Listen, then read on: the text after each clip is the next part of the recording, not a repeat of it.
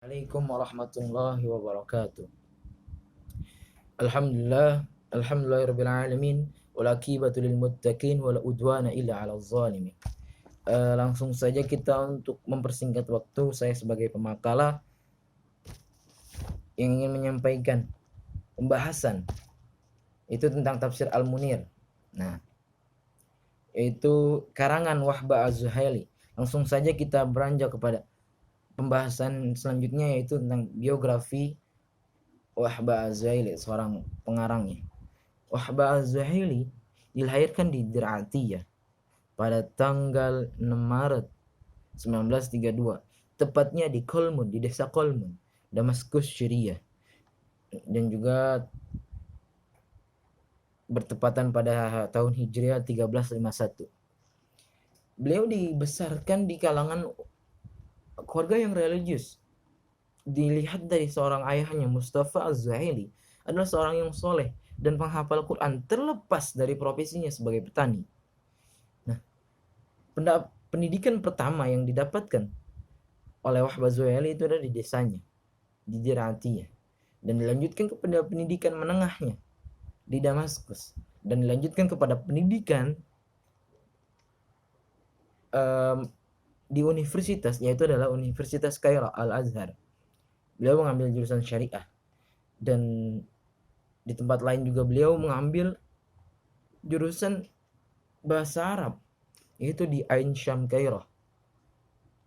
Jadi beliau mengambil kuliah di tempat berbeda, gitu kan, dua tempat yang berbeda, ya kan, sampai beliau mendapat gelar sarjana, ya kan, strata 1. Dan pendidikannya ini adalah yang melatar belakangi beliau menjadi pakar mufassir yang bisa menafsirkan Al-Quran. Yang kita kenal karyanya, karya monumentalnya itu adalah tafsir Al-Munir. Nah, namun tidak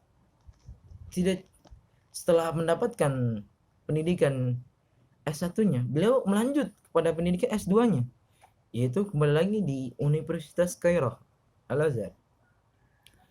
Terus dilanjut beliau menekuni profesi, menekuni bidang yang ia pelajari sampai ia disebut seorang profesor, maksudnya mendapatkan gelar profesor sebagai pakar dalam bidang fikih dan tafsir dan dirasat Islamiyah pada tahun 1975. Nah, dari situ kita bisa melihat bahwa karir intelektualnya adalah beliau sangat diisi dengan hal-hal yang bermanfaat, yaitu karir akademisinya dimulai ketika ia diangkat sebagai tenaga pengajar pada tahun 1963 di Fakultas Syariah. Terus beliau diangkat sebagai pengajar berturut-turut, kemudian beliau menjabat sebagai ketua jurusan. Setelah itu beliau menjabat sebagai wakil dekan dan dekan Fakultas Syariah. Nah, setelah mengabdi selama lebih 12 tahun, yang tadi yang saya sebutkan, beliau tidak mendapatkan gelar sebagai pakar dalam bidang fikih, tafsir dan dirasat Islamiyah. Namun aktivitas intelektual beliau itu tidak diisi dengan mengajar, diisi dengan beberapa karya-karya ilmiah seorang Wahba Az-Zuhaili ini yang sangat banyak sekali. Bisa dihitung karyanya sekitar 131 atau sampai 500-an. Nah, berikut adalah karya-karya Wahba Az-Zuhaili. Itu adalah karya ilmiahnya adalah Athar al-Harf fi al-Fiqh al-Islam, ya kan? Al-Wasit fi Usul Fiqh. Nah, Al-Fiqh al-Islam wa adillatuh. Nah, itu beliau adalah karya-karya beliau yang terkenal juga, dan banyak karya lainnya lagi, ya kan? Nah, tadi kita sudah membahas tentang biografi seorang mufassir dari tafsir Al-Munir ini. Kemudian kita lanjut kepada profil tafsir Al-Munir ini, yaitu adalah motivasi dari terbentuknya tafsir Al-Munir ini. Apa motivasi seorang Wahbah Zuhaili, Imam Wahbah Zuhaili untuk menulis tafsir Al-Munir ini? Terlihat dalam pengantar karya tafsirnya, beliau mengatakan bahwa beliau ingin menghubungkan umat muslim kepada kitabnya yaitu Al-Quran sebagai ikatan yang bersifat ilmiah, karena dilihat sendiri bahwa Al-Quran adalah petunjuk bagi umatnya, ya kan, bagi umat manusia dan juga khususnya bagi kaum muslimin, ya kan. Oleh sebab itu beliau membahas tentang fikih, tentang agama. Beliau tidak terpaku hanya pada masalah-masalah yang biasa dibahas oleh para pakar fikih saja, tetapi beliau membahas secara umum dan mengupasnya secara luas, sehingga pembahasannya betul-betul memahami kandungan seperti akidah, akhlak, metode cara bertingkah laku, dan faedah yang dapat dipetik dari sebuah surat Al-Quran gitu kan. Beliau juga baik dalam bentuk indikasi atau isyarat, baik juga menyangkut bangunan sosial seperti masyarakat yang maju atau menyangkut kehidupan pribadi seorang muslim. Nah, dari sini bisa kita lihat bahwa benar-benar ada hubungan yang bersifat ilmiah yang dibangun untuk menulis tafsir Al-Munir ini dari seorang Wahbah Zuhaili. Dari motivasi kita beranjak kepada aliran pemikiran dan mazhab fikih. Nah, jadi aliran pemikiran dan mazhab fikih Wahbah Zuhaili ini sangat berpengaruh pada penulisan tafsir ini. Dalam masalah teologis, Wahbah Zuhaili cenderung mengambil paham Ahlus Sunnah dan mazhab Salafi. Kan? Hal ini terlihat ketika seorang Wahbah Zuhaili membahas tentang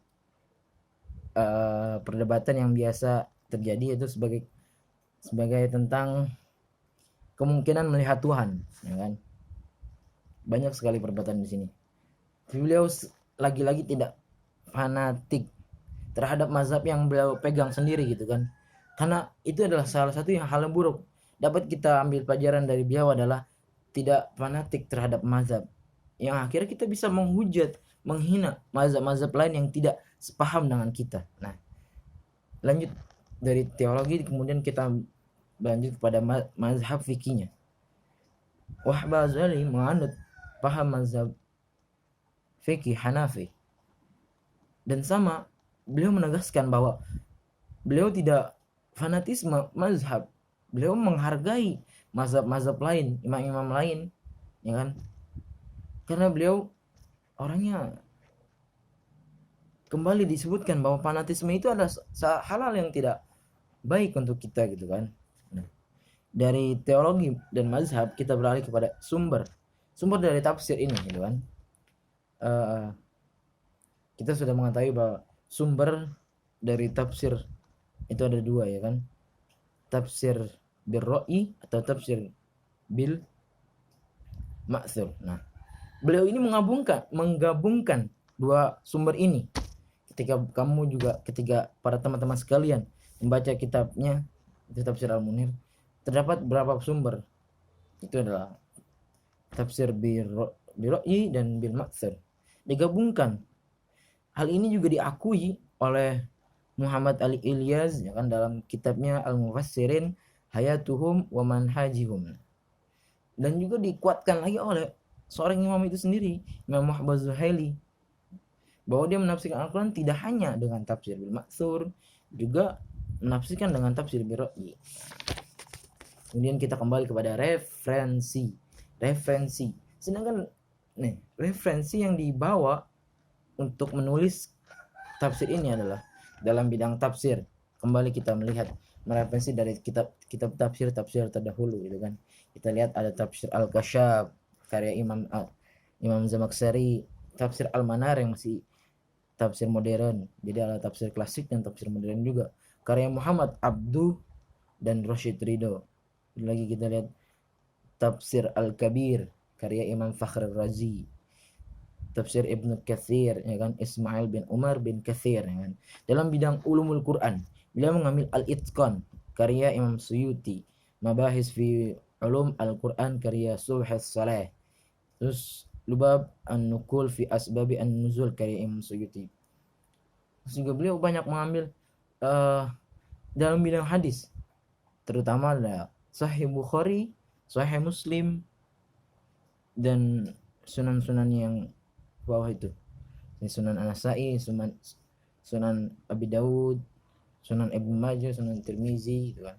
Dan dalam bidang usul fikih, beliau terutama selalu mengambil dasarnya itu kan.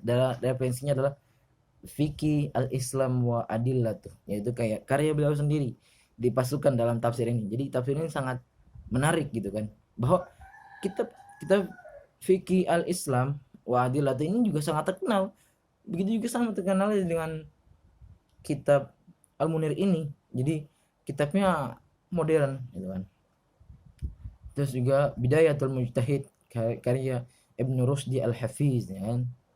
Risalah karya Imam Syafi'i. Nah, bidang teologi beliau mengambil Al-Kafi karya Muhammad bin Yakub, Asy-Syafi Syara Usul Al-Kafi karya Abdullah Mudaffar. Juga beliau mengambil karya Imam Ghazali yaitu Ihya Ulumuddin. Nah, lanjut kepada bidang lughah, bidang bahasa. Mufradat Ar-Raghib karya Al-Asfihani ya kan. Al-Faruq karya Al-Kirafi. Nah, Lisan Al-Arab karya Ibnu Al-Mandur. Nah, dari referensi yang tadi semua itu adalah referensi yang digunakan untuk menulis tafsir ini. Kita beralih kepada metode, yaitu manhaj penulisan tafsir. Kita sudah sama mengetahui bahwa metode itu ada 4. Metode tahlili, terus metode ijmali, metode maudu'i, metode muqarran ya kan. Nah, tapi beliau ini mengambil metode tahlil yang pertama. Itulah salah satu ciri dari metode penulisan tahlili atau analisis adalah penafsiran yang dimulai dari surat Al-Fatihah dan diakhiri pada surat An-Nas. Atau juga bisa dikatakan juga beliau mengambil banyak sekali aspek-aspek yang dibahas dalam tafsir ini. Misal tafsir tentang bahasa, tentang fikihnya, tentang qiraatnya, tentang asbabun nuzulnya, ya kan? Dan banyak masalah-masalahnya gitu kan. Itulah salah satu contoh dari bahwa beliau itu mengambil metode tahlili, ya kan? Nah, ketika kita sudah mengetahui metodenya, kita harus tahu juga bagaimana corak dari tafsir itu sendiri, ya kan? Corak tafsir yang sudah dideteksi oleh para pakar tafsir dari buku-buku tafsir yang sudah terbit sampai saat ini menyatakan banyak beragam, diantaranya corak tafsir lugawi, corak tafsir sufi, corak tafsir fikih, tafsir falsafi, tafsir ilmi, dan tafsir adabi al-ijtimai. Namun kita sama-sama cermati bahwa latar belakang keilmuan Imam Wahb Az-Zuhaili adalah seorang ahli di bidang fikih, tafsir, dan dirasat Islamiyah. Jadi sangat terlihat bahwa corak tafsir Munir bisa kita kelompokkan dalam corak tafsir fikih, atau mungkin corak itulah yang sangat mendominan karena ilmu dari seorang mufassir itu melatar belakangi terjadinya penulisan tafsir Al-Munir ini. Karena sebuah kitab tafsir bisa saja berafiliasi kepada beberapa corak tafsir, tergantung kepada keilmuan dan kecenderungan mufassirnya. Ini yang tadi saya sebutkan itu kan. Nah, dari situ kita beranjak kepada karakteristik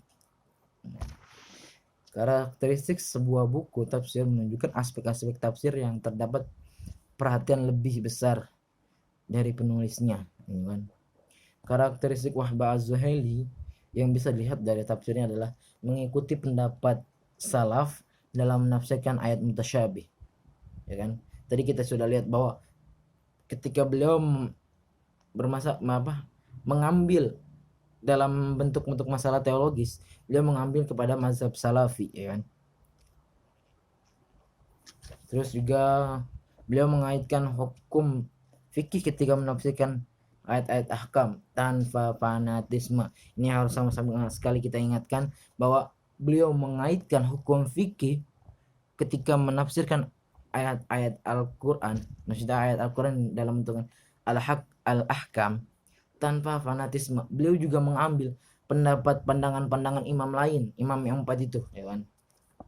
Terus juga kita lihat pengaruh qiraat terhadap tafsir Al-Munir, ya kan. Jadi di sini juga hal yang menarik juga adalah bahwa dalam penafsiran tafsir Al-Munir ini terdapat beberapa pembahasan qiraat yang diselipkan, bahkan bukan diselipkan, bahkan ada dalam pembahasan itu gitu kan.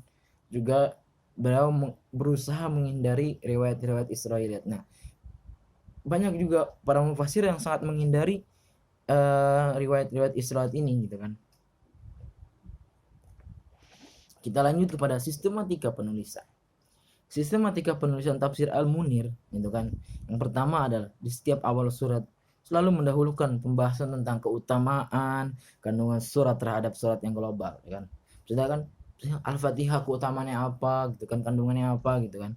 Terus juga pengelompokan ayat-ayat yang memiliki keterkaitan dan kandungan di bawah tema yang sesuai dengan kandungan ayat-ayat tersebut gitu kan. Jadi beliau itu mengkelompokkan ayat-ayatnya gitu kan yang memiliki munasabah, ya kan. Bisa dikatakan seperti itu. Juga menyajikan ulasan kebahasaan. Nah, beliau ini kan sempat belajar jurusan bahasa Arab, ya kan. Jadi lagi-lagi latar belakang keilmuan seorang mufassir mempengaruhi hasil dari tafsir yang ia buat itu kan.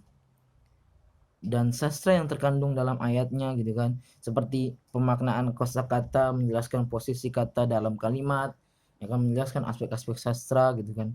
Juga beliau menjelaskan dari munasabah dan sebab nuzulnya. Jadi beliau tadi sudah mengkelompokkan kemudian menjelaskan, ya kan, dan juga apa asbabun nuzulnya. Nah, tadi di awal lagi kita sudah menjelaskan kandungan ayat-ayat rinci di bawah tema gitu kan. Tafsir wa al-bayan kan.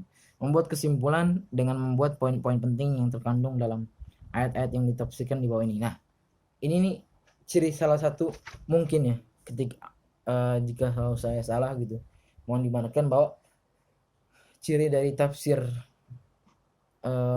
modern terdapat kesimpulan setelah pembahasan yang melebar gitu kan, terdapat kesimpulan bahwa ini yang harus kita ambil dari sebanyak pembahasan itu gitu kan. Sama mungkin seperti tafsir Muhammad Abdu dan Rashid Ridho, dan juga mencantumkan catatan kaki. Nah iya, ada footnote di bawahnya, seperti ya kalau ingin lihat ada tafsirnya, tafsir Munir, ketika kamu membaca di bawahnya dicantumkan catatan kaki gitu kan. Mungkin ini saja yang dapat disampaikan dari pemakalah. Jika ada salah mohon dimaafkan. Wabillahi taufiq wal hidayah. Wassalamualaikum warahmatullahi wabarakatuh.